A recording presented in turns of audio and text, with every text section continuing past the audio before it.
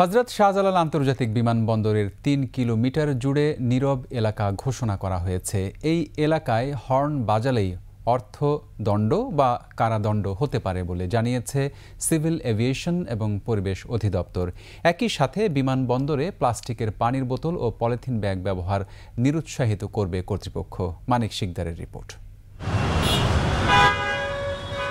শব্দ দূষণ এক নীরব ঘাতক। রাজধানীতে অবাধে উচ্চমাত্রার হর্নের যত্রতত্র ব্যবহার প্রতিনিয়ত বাড়ছে। শাহজালাল আন্তর্জাতিক বিমানবন্দরে এই দূষণের ফলে যাত্রীরা পড়েন দুর্ভোগে। এই পরিস্থিতিতে বিমানবন্দরের ৩ কিলোমিটার নীরব এলাকা ঘোষণা করেছে সরকার। নীরব এলাকা কর্মসূচি বাস্তবায়নের লক্ষ্যে বেসামরিক বিমান চলাচল কর্তৃপক্ষের সদর দপ্তরে যৌথ সভার আয়োজন করা হয়। আলোচনায় অংশ নেন বন পরিবেশ অধিদপ্তর, ঢাকা উত্তর সিটি কর্পোরেশন, পুলিশের ট্রাফিক বিভাগ ও পরিবহন মালিক শ্রমিক প্রতিনিধিরা।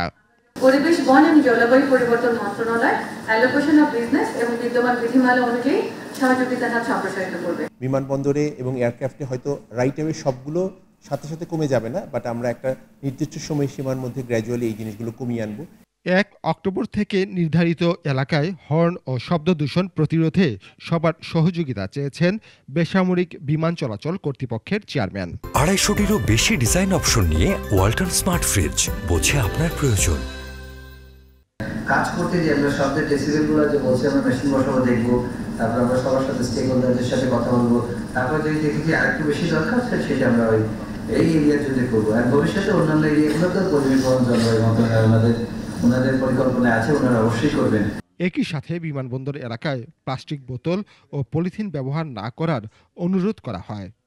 ভালো জিনিসটা আমাদের গ্রহণ করতে হবে, সারা দুনিয়া এখন এটা বন্ধ হয়ে গেছে। মানিক শিকদার, ২১ টেলিভিশন, ঢাকা।